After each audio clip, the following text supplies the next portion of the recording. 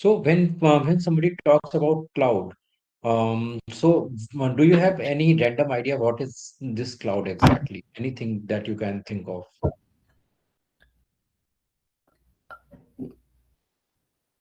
Cloud, it's a free space where we can store all our data.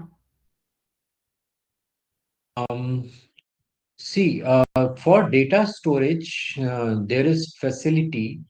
Mm. Means when before cloud, if we imagine if I imagine somebody's life, like you might have seen in the movies, you might have seen the lot of big labs where servers are there, and in servers big hard disks are there, and entire data center is created physically, right? Yes. So when before cloud, what the life was, suppose I am a service provider, and I get connected with a company in the US, and I take their entire contract of the working.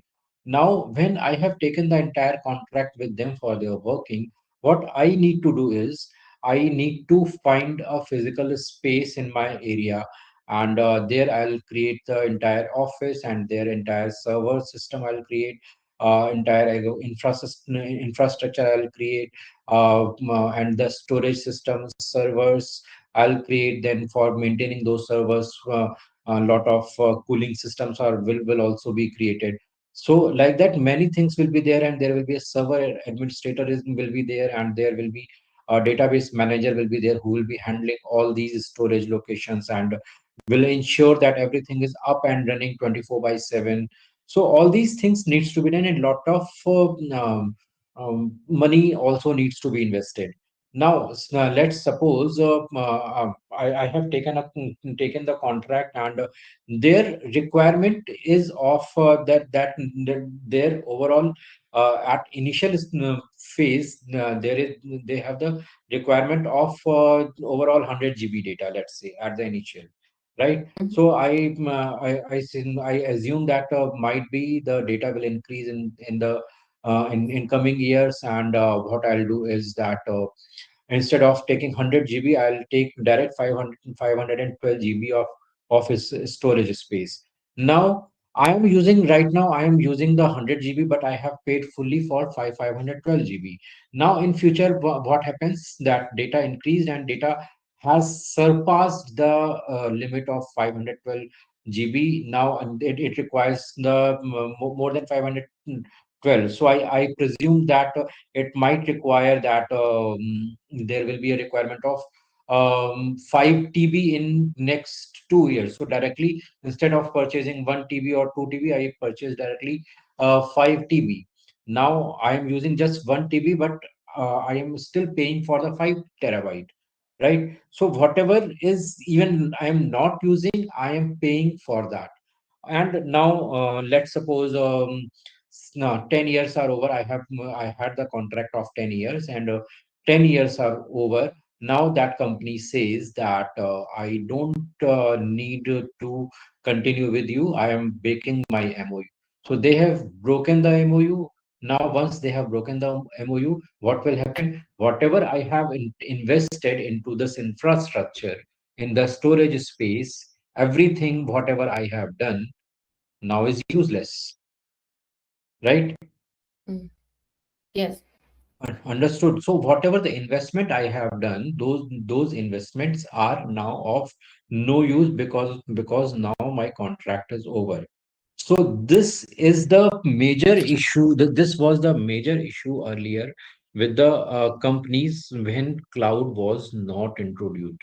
So keeping all these things in view, the cloud concept was introduced.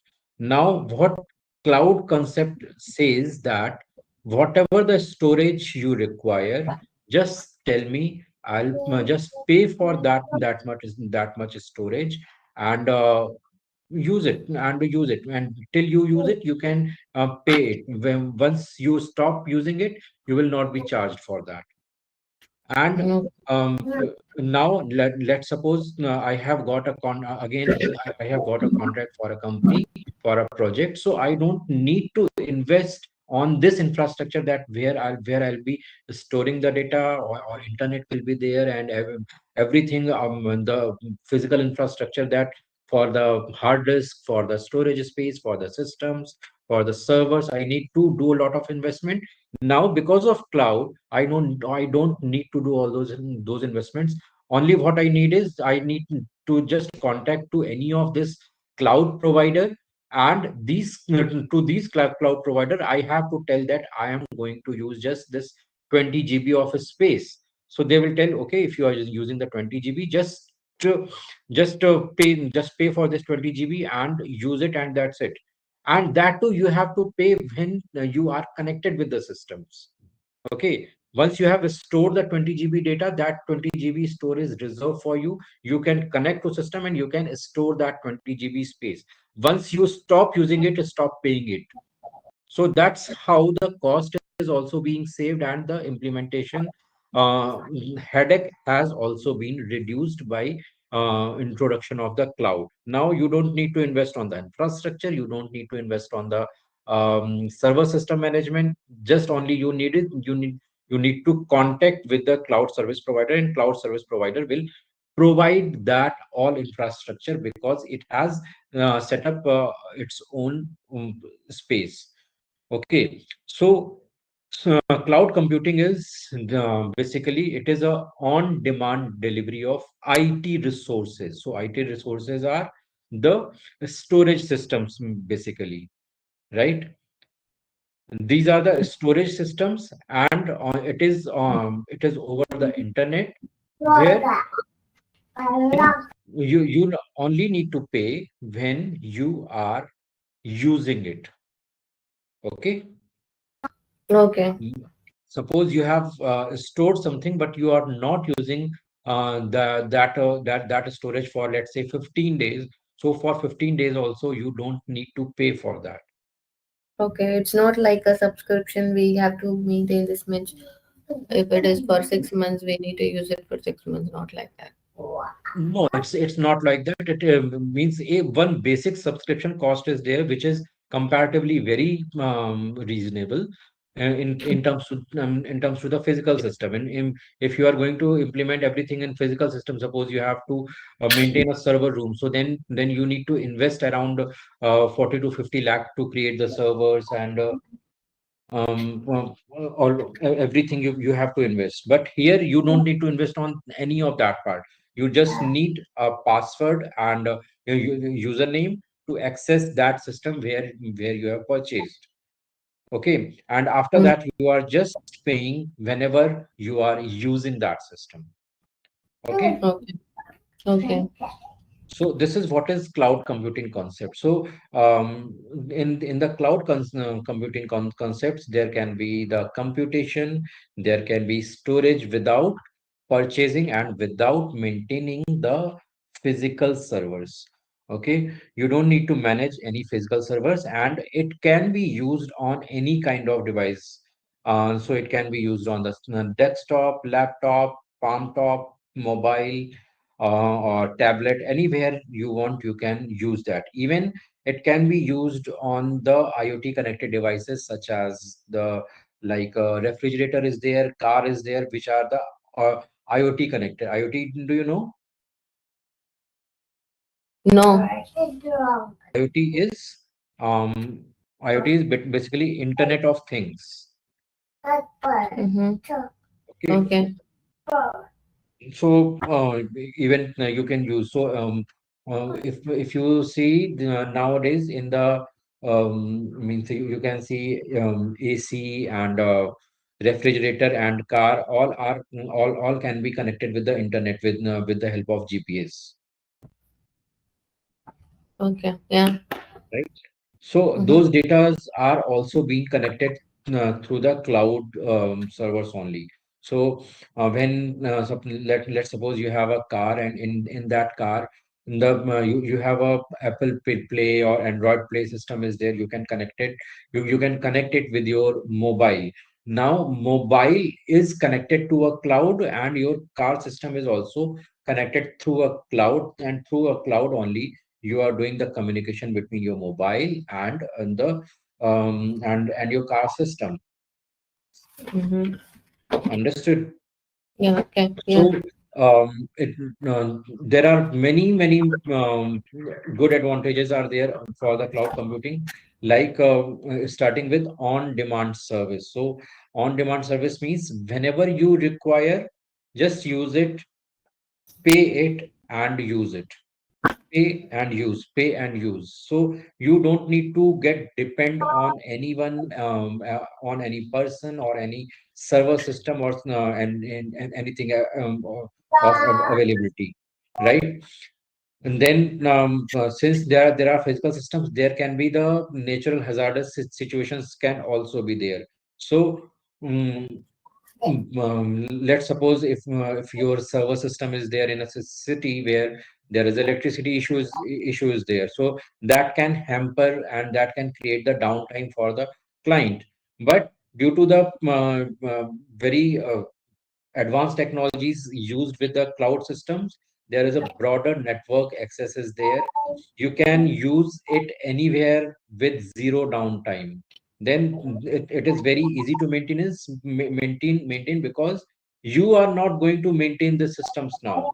There are the experts, means your team don't need to be careful about the downtime, because the downtime is now being managed by the cloud service providers, and they are responsible.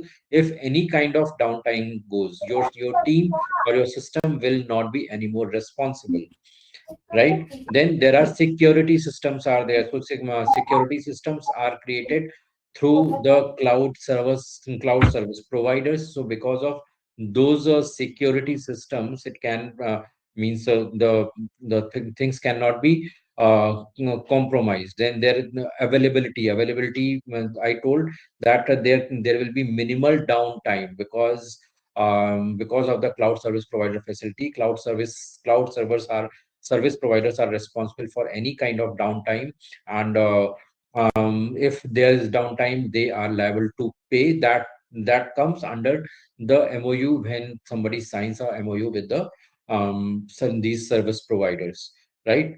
Then you can see it is rapid elasticity. Rapid elasticity means suppose now today you are using the data of 20 GB, you can pay for 20 GB. But tomorrow, if it requires that I need to use five more GBs, no worry, just pay for five more GBs and just use that, right? So there is no hard and fast rules that you have taken the subscription for the 20 GB, then you can use this just 20 GB only.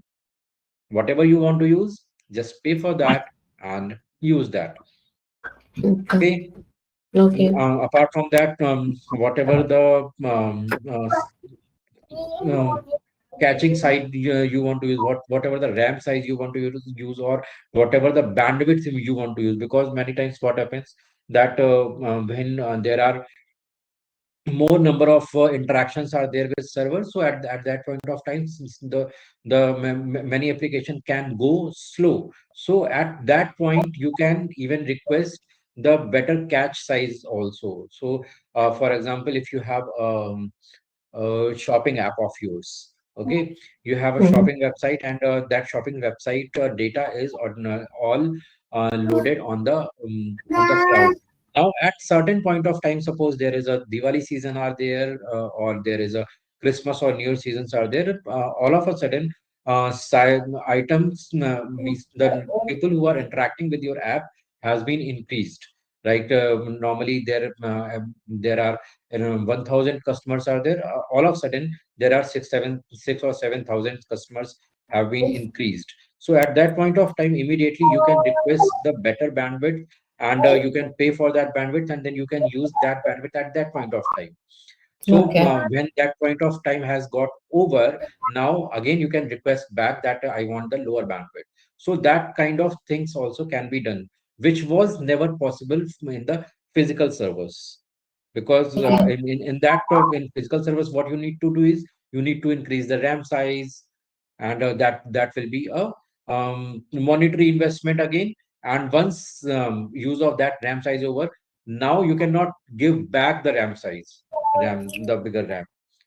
Okay. Okay. Then resource pooling. So in resource pooling, you can means combine the multiple kind of systems into one, and you can use it. And then economical also, as I told you, that you have to pay on go. Whenever you use, pay it. You don't use, to stop paying it. Even if you have consumed the space, like you have the 20 GB data stored in the server, but if you are using and interacting with that data, you need to pay. Otherwise, you don't need to pay. So in that way, it becomes the economical. Okay. Okay. So in cloud, the cloud infrastructure is basically it refers to the ease of access from any system. So when you are using the cloud computing, you can use it as a database server. You can interact with the cloud through mobile, through network, through tablet, through servers, through laptops, through smartphones. Anywhere you want, you can use that.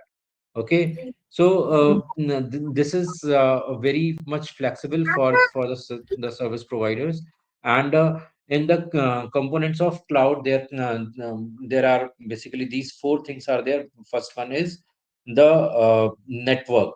So network is very much required for any kind of cloud, because now the services are not there on the physical systems. It is there. It is there at the systems which are being governed through the satellites, right? So network is very important in that case. Then there is the hardware system. Hardware systems are required in this.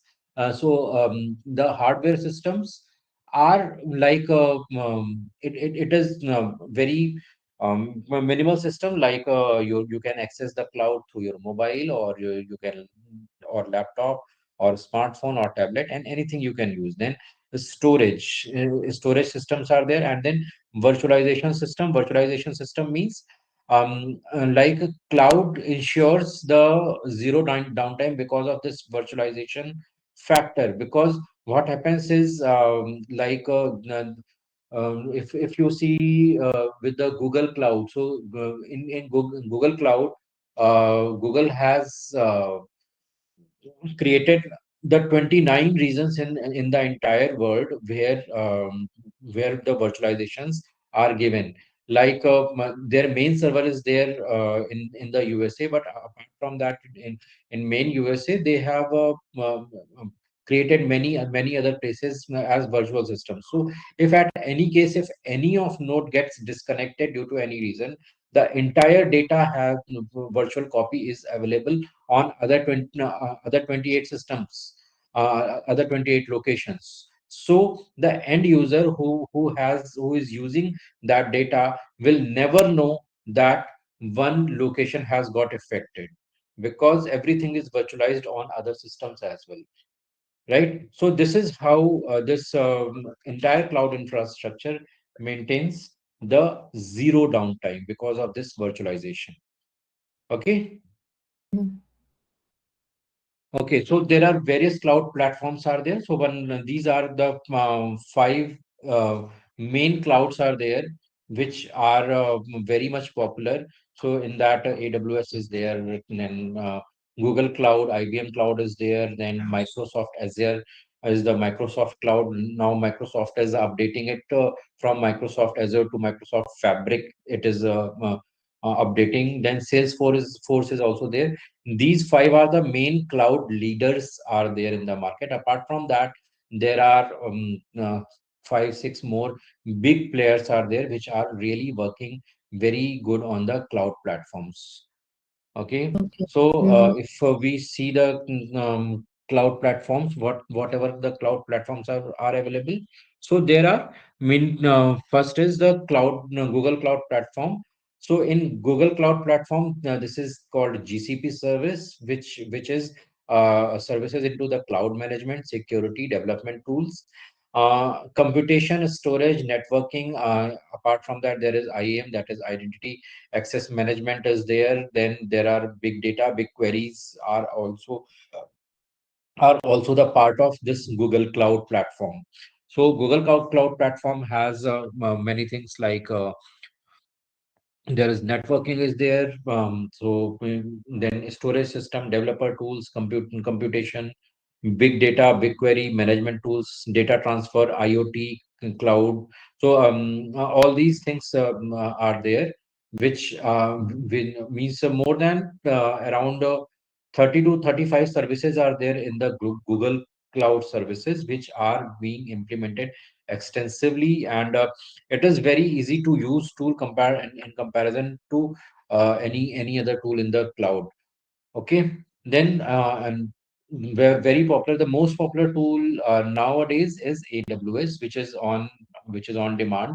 So that is AWS. It was launched in 2006, and then AWS has more than 200 featured services in its platform. And the biggest advantage with the AWS is that it has a the very efficient storage.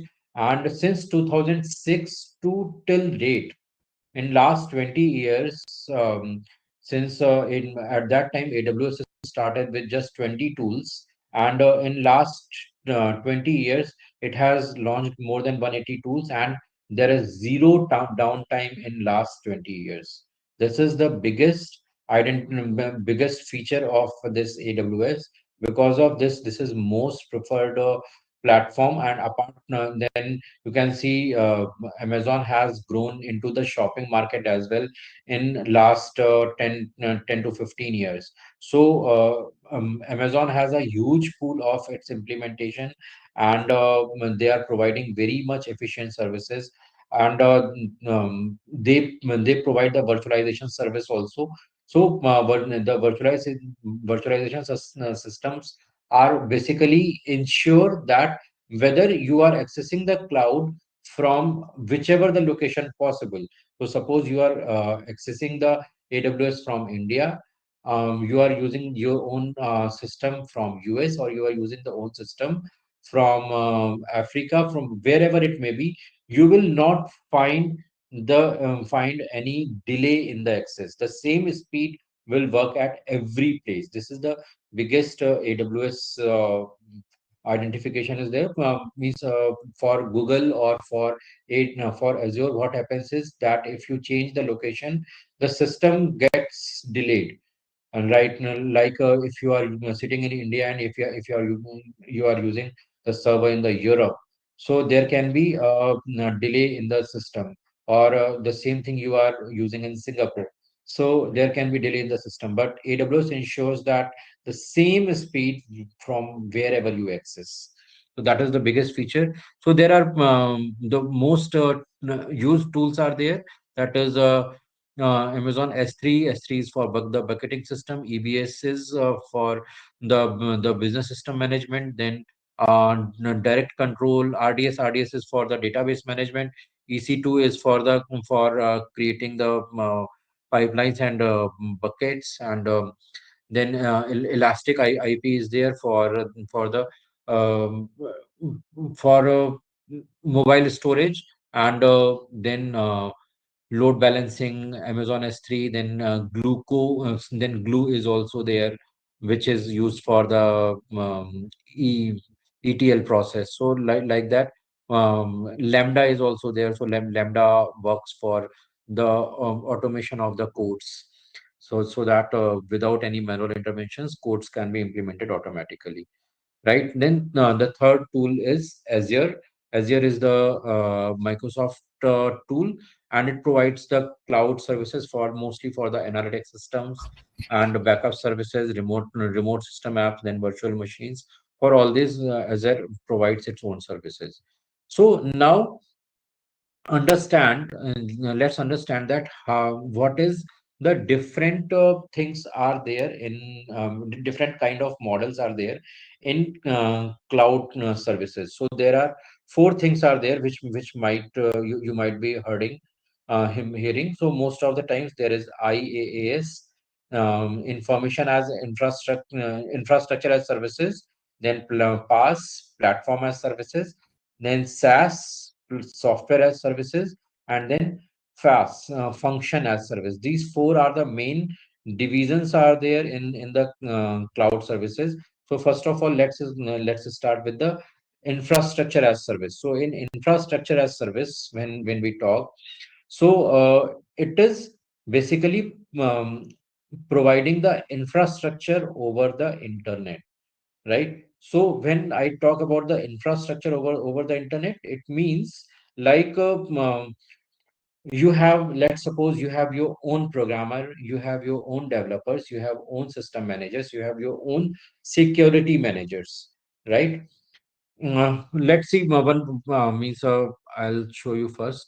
So first of all, let's see where number one is SaaS. Um, Huh.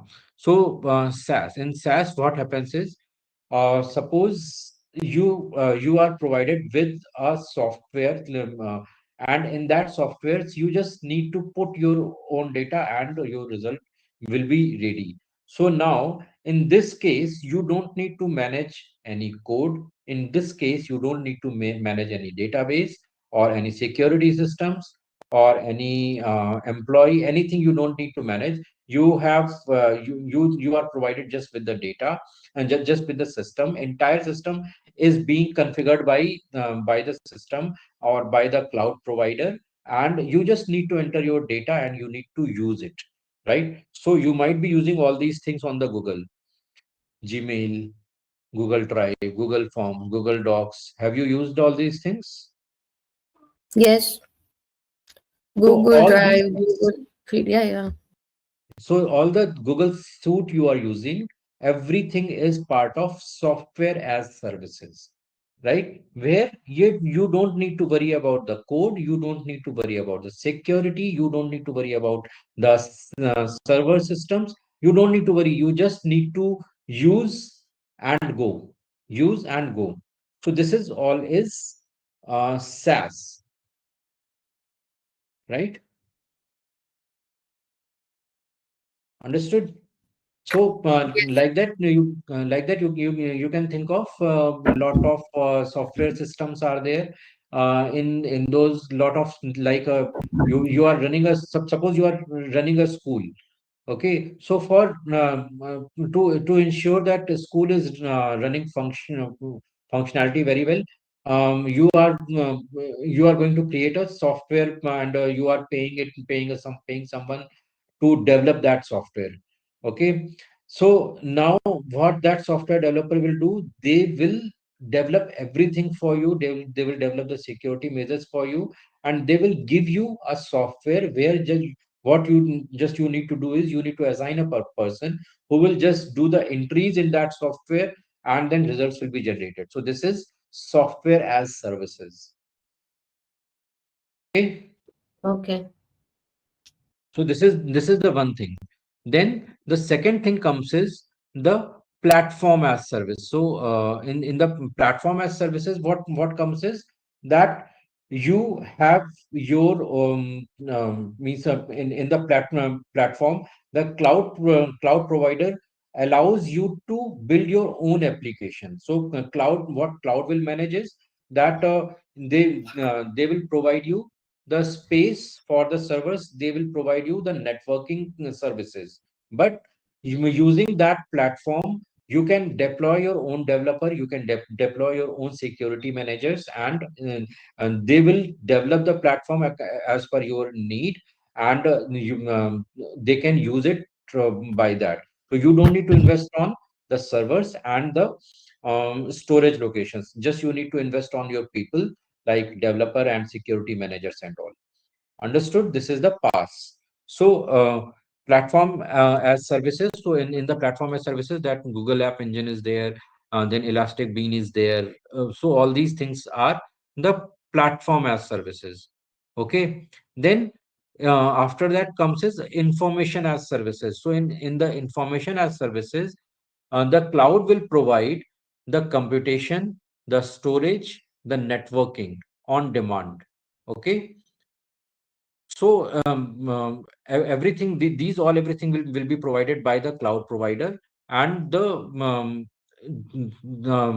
infrastructure will be also provided by the cloud, you just what you need to do is you need to maintain all these things as per the service needed.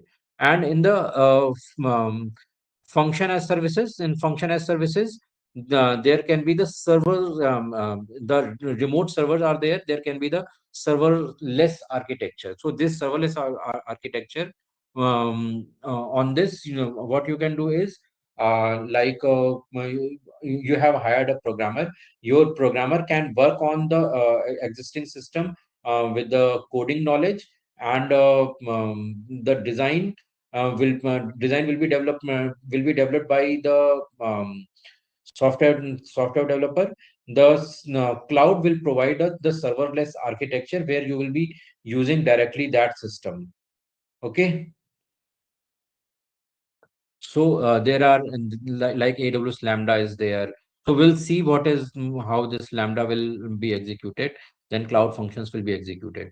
So advantages of using cloud services is basically, you can say, a lot of cost saving is there, a lot of mobility problems are getting issues. So now, when you will be using cloud, so suppose you have signed an MOU, so you don't need to invest on the infrastructure part, and the infrastructure will be provided by the companies. And once the MOU gets over, you need to just stop paying for the infrastructure services. You just need to drop a mail to the cloud service provider that now this data needs to be migrated. They will create a backup file for that, and you can you can to your client, you can just provide that backup file, and that backup file will be used further by that client, and you don't need to pay further. So nothing will be lost. Like earlier, when you were investing in the physical infrastructure, your system will be lost, and your premises space will be lost. So all those things will not be required anymore over here. So mobility issues will be solved now because of that. Cost saving will be there. Then reliability is very much, because now the systems are more capable because of zero downtime. Then reliability services will be increased. Then security systems will be created very strong. So because all these servers mostly are being created on their own operating systems. So those operating systems are very much strong in the security. So what we know is, mostly systems are being implemented on the Linux. So Linux is very much strong in the security point of view. So if you know the little of Linux commands also, that will be very good. You don't need to know the entire Linux commands. I'll tell you the few of Linux commands are there. You can just brush up them, and you can use them. Then storage issues, as we discussed, the storage issues are no more headache. If any kind of storage increases, you can just increase size and you can pay for that. If the storage demand is decreased, you can just stop paying and storage will be decreased. So that's how this storage issue will be solved. And backup and restore data. So in any at any point of time, if any node gets failure, because of the virtualization, everything is getting stored at the other place, and because of that, there is no issue for the backup and data restore services. Okay. So now, there are many advantages. So, but there are some disadvantages are also there. So, first of all, when you are using cloud, so you need to get connected continuously on the internet. Okay, so if your internet is not there, you cannot use the cloud services. Second is the vendor lock-in. So vendor lock-in sometimes happens when, because of some compliance has got some issue, or there are some security issues are there. Because of that, the cloud service provider sometimes can block also to the client. Because of that, the entire, because now when your entire system is on cloud, so you are dependent on the cloud, right? And when you have the physical system, everything is in your control. Whatever you want, you can do with that. But when your data is there entirely with cloud, you are logged in. Like suppose if you have the habit of storing everything on the Google Drive, right? Now Mm. Google has access to, or to each and every part of your data. At any point of time, if Google feels that there is something wrong and there is issue, so when Google can lock your files at that point of time, right? In the same way, lot of things has lot of complaints has been happened because of these things on the Google Cloud also, and on the Apple Cloud also. Jo iCloud is there for the iPhones. On that also, a lot of complaints has been raised. So because of this lock-in issue, then there are limited controls are there because the security systems are being managed by the cloud service providers are there. So you have the limited storage. Then there are some issues of downtime as well.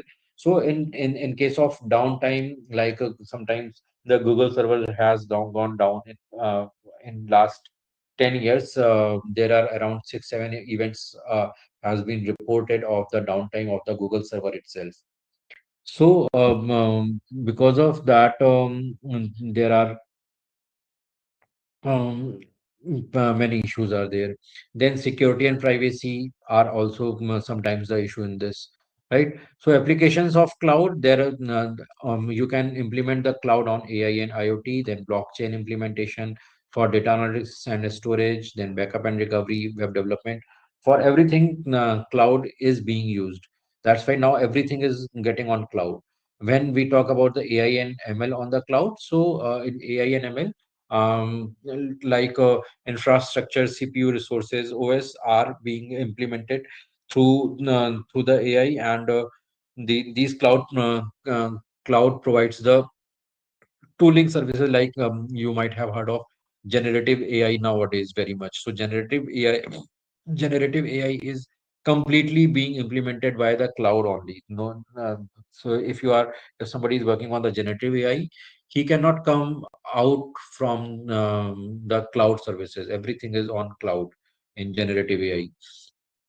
Then there are scale up implementations are there. So like when you are building a model on the these cloud systems. So what you have to do is you have to basically use the services for the limited data. So suppose you are making a data, so making a model. So initial making of model can be made on the smaller amount of data. So when you are using the smaller amount of data, you don't need to pay for the entire amount of the data at that point of time. So with that, lot of scaling operations can also be implemented. Um, and it becomes very much economical. Then there is very high demand over in last 5 years. You can see growth rate by geography has been very high. So if you see in the South America or in the Africa areas, mostly this is comparatively low implementation area, and in India it is in mid, and in America it is being implemented on very high growth has been reported. In many countries, it is even not being implemented. Like if you go to Russia and all, so in Russia is keeping everything very much secured, and they are not releasing the data out. So because of that, it has been very less demand in those Russia. But Okay. in maximum part of the world, now many things are there. Now Russia is recently started moving towards the cloud in by the end of 2025. So that has not been yet reported that how much it is being implemented into this. Then uh, on the ML cloud, like cognitive cloud, chatbots, IoT, all these things are being used. Then last part, you are seeing that AI as a services. So like there were platform as services, function as services, or software as services. In the future, there will be one more thing, that AI as a services. So AI as a service will also come, where a lot of AI based implementations will be created. So um, these chatbots, cognitive implementations, all these things will be very much popular in very small amount of time in uh, next few years. So like cloud implementation is going to be the next level. Whether you are working on the data engineering, you are working on the data science, you are working on the generative AI, you are working on the agentic AI. So like when I create the agent, so then also a lot of cloud usages are very much important. So it will be implemented with every part of word in the future, in your near future. So it will be very useful if you are trying to implement this. So this is about the basic introduction about the cloud. Do you have any doubt in this? No. Okay.